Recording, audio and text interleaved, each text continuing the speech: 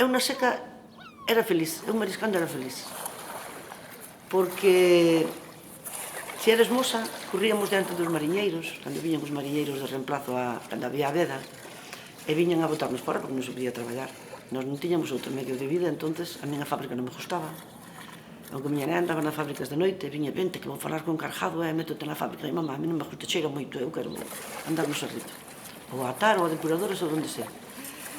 E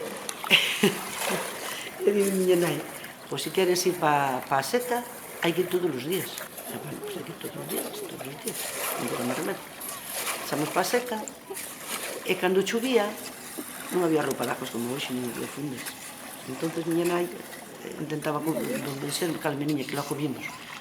E a partir de 1 de outubro, o 1 de marzo, hasta o 30 de septiembre, non se podía ir a mariscar que era a veda. Éramos 14 ou 15 mozotas, e íbamos a correr, viñan os mariñeiros e vacilábamos. Eles viñan por aquí, nos íbamos por alá. Cando viña a Guardia Civil, a cousa era máis complicada. Pero os mariñeiros pasábamos del, porque ademais había algunhas mozas no medio, chavalas, que un dos mariñeiros era o mozo. Entón, nós, para estrelarlos, cando iba a correr cara ao grupo, gritábamos o nombre da moza, e víamos como o mariñeiro, en vez de correr tanto, corría un pouquinho máis lento, porque sabía que se collía a moza, á noite, ia baña caer un pelo. Entón, miña nai, cando quedaba sin ameixas, miña nai berrábame. E dixeme, se correra lo suficiente, non quedaba sin ameixas.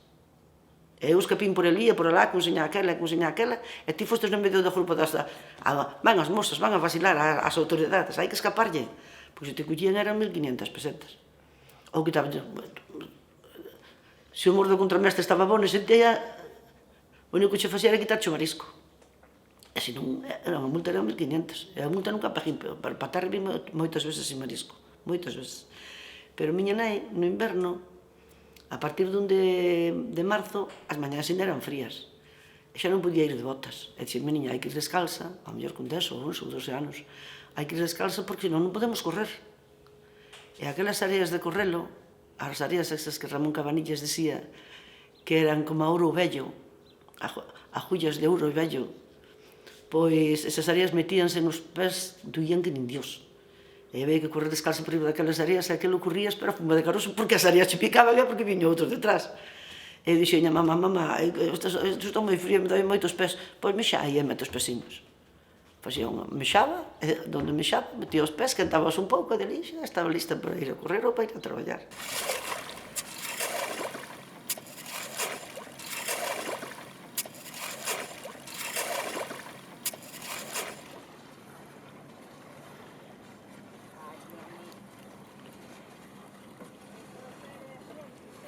Eu botín no Sarrido que eu sepa cotizado total 54 anos.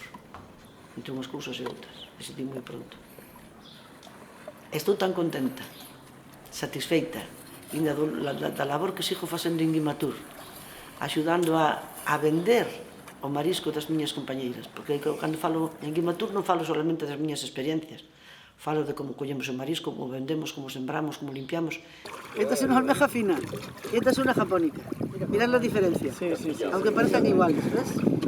Mira, esta es la fina, mucho más lisita, más redonda, esta es la japónica, tiene las rayas mucho más marcaditas, más profundas. Esta es como si la hicieran a mano, pero este es un manjar auténtico.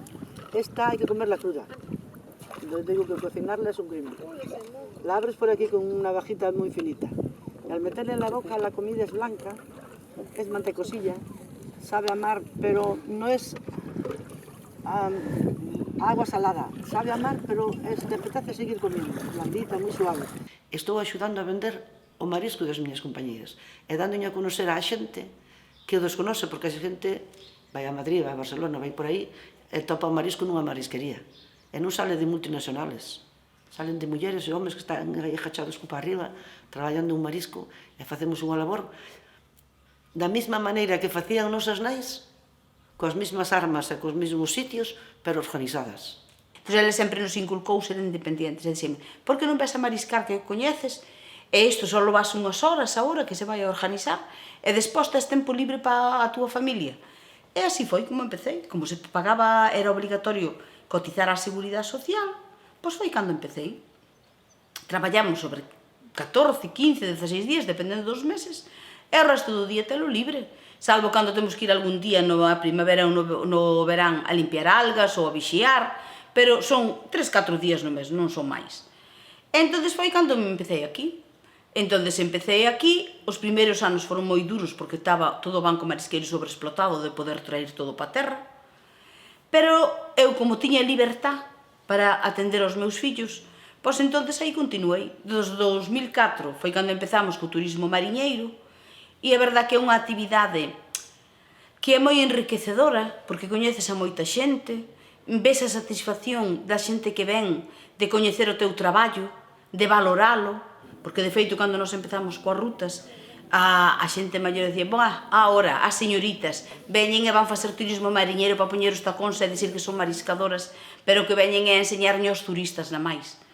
E eu dicíañe, non, nós o que queremos é transmitir os coñecementos e todo o que hai aquí é poñer en valor, porque nós, canto máis sepan do marisqueo, máis, cando vayan a comprar, non lle vai parecer tan caro o marisco, porque saben todo o esforzo que hai detrás. E entón, foi cando a xente, ao vir ali e falar cos mariscadoras e dicirme, ai, que traballo duro, sí, pero bonito teñen, e que non están baixo un xefe, e que teñen libertad se lle doi o riñón para levantar o riñón e poñerse de pé, e poden falar entre as compañeiras. Non hai dous traballos así. A parte, nós podemos perder un 30% dos días de traballo para renovar o PERMES anualmente. Temos que ter o 95% dos días de labores complementarias. Pero tes libertad, que ti, se traballas nunha conserveira, ou traballas de atadora, ou traballas nunha empresa calquera, ti non podes perder un día, sí, pero 2, 3 días, 4 días non podes perder. Entón, isto dache moita libertad.